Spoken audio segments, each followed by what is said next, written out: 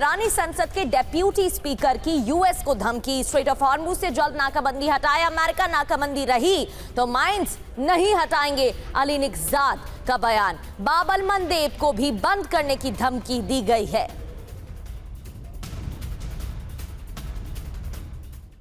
तो हॉर्मुज पर नाकाबंदी, टूटेगा ईरान का सब्र। ईरान की जिद क्या है, आप जानिए। स्ट्रेट ऑफ हॉर्मुज पर ईरान का पूरा कंट्रोल है इस वक्त। जंग खत्म होने तक हॉर्मुज पर ईरान का नियंत्रण। UEM जयपुर एक आदर्श लक्ष्य है। भावी छात्रों के लिए अच्छी नौकरी, भविष्य के लिए तैयार कौशल के साथ अच्छी शिक्षा रहेगा। ईरानी संसद के डिप्टी स्पीकर अली निगजाद की धमकी, हॉर्मुज स्ट्रेट से नाकाबंदी हटाए अमेरिका, ये निगजाद की तरफ से कहा गया। और जब तक यूएस की नाकाबंदी तब तक माइंस नहीं हटाएंगे, ये साफ तौर पर कहा गया। स्ट्रेट ऑफ हॉर्मुज नहीं खुला तो बाब अल मंदेब बंद करेंगे। निगजाद ने चेतावनी दी है, दुनिया की 25% अर्थव्यवस्था प्रभावित होगी। मुस्तफा खामनेई के कहने पर नए युद्ध का संकल्प लिया गया है। निगजाद की तरफ से यह बयान, यानी कि ईरान भी बहुत ज्यादा ऐसा साफ तौर पर नजर आ रहा है, बहुत ज्यादा क्या, बिल्कुल भी दबाव में नजर नहीं आ रहा। और इससे ज्यादा जो युद्ध की भाषा है वो ज्यादा ईरान की तरफ से भी सुनाई दे रही है। और एक और बड़ी खबर, चीन की कंपनी से ईरान को बड़ा झटका लगा है। चीन की कंपनी का ईरान से व्यापार से इंकार। हेंगली पेट्रोकेमिकल्स ने ईरान के साथ ट्रेड करने से इंकार किया। यूएस प्रतिबंधों की वजह से हेंगली पेट्रोकेमिकल का यह फैसला।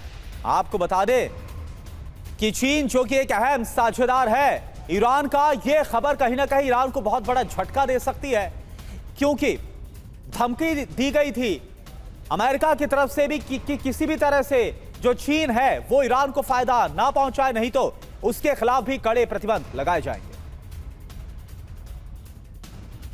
और वहीं जिनपिंग से मुलाकात के पहले डोनाल्ड ट्रंप ने बयान दिया, ईरान की मदद चीन कर रहा है, ये डोनाल्ड ट्रंप की तरफ से कहा गया। चीन को ईरान की मदद ज्यादा नहीं, चीन का रवैया इससे भी बुरा हो सकता था।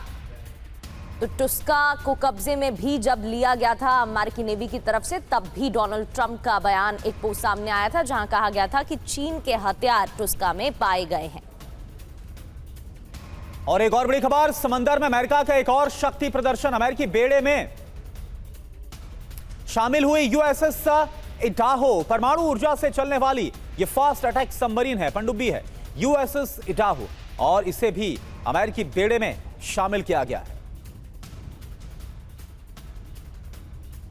और अमेरिका से जापान पहुंची तेल की पहली खेप, 91,000 बैरल तेल अमेरिका से जापान पहुंचा। मिडिल ईस्ट से बाधित थी जापान की तेल आपूर्ति। जापान का 90% तेल मिडिल ईस्ट से आता है, तो 91,000 बैरल तेल अमेरिका से जापान पहुंचा है। मिडिल ईस्ट से जापान नहीं आ पा रहा था ऑयल, लेकिन पहली खेप पहुंची है। और एक और बड़ी खबर, UAE में इजरायली आयरन डोम भी तैनात किया गया। UAE में इजरायल ने सैनिकों को तैनात किया। खुफिया तौर पर इजरायल ने तैनाती की, पहली बार विदेश में तैनात हुआ इजरायली आयरन डोम।